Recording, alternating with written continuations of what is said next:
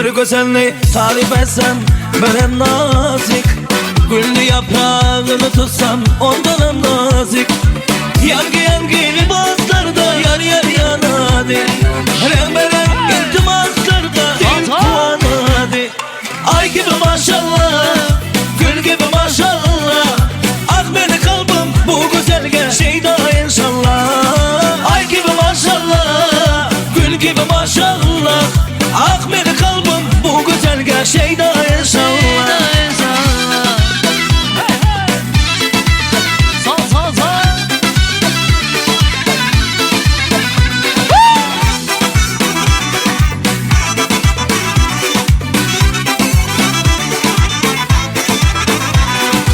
Gülse gündey, dolsa ayday, cemalı var. Gül cemalın tasarferde, gül ramali var. Bir özümde ayağının şirin nazları, bir sözümde hop digende şirin sözleri. Ay gibi maşallah, gül gibi maşallah, ah beni kalbim bu güzelge şeyda inşallah. Ay gibi maşallah, gül gibi maşallah, ah beni kalbim bu güzelge şeyda inşallah.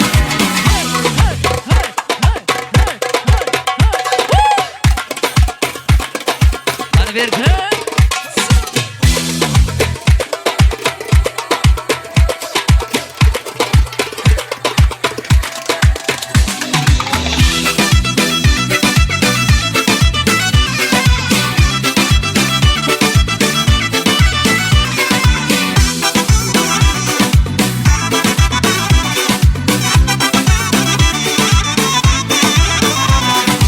Ay gibi maşallah, gül gibi maşallah, ah beni kalbim bu güzelge şeyda inşallah. Ay gibi maşallah, gül gibi maşallah, ah beni kalbim bu güzelge şeyda inşallah.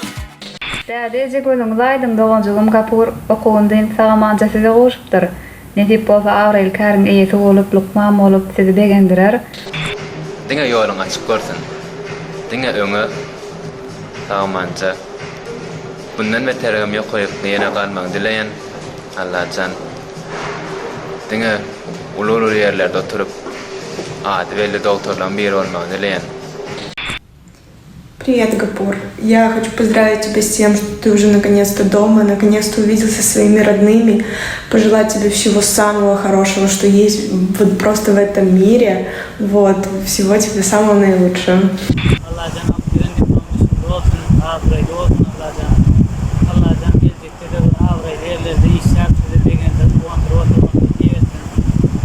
Assalamu alaikum hemmeňize. Gapurjan, yegenim diplomum gutly bolsun. Allahan asly halal käriňden kemal tapyp, iýiliňe günüňe gerekli Avril Lukman bolup işlemeňi arzu etdim.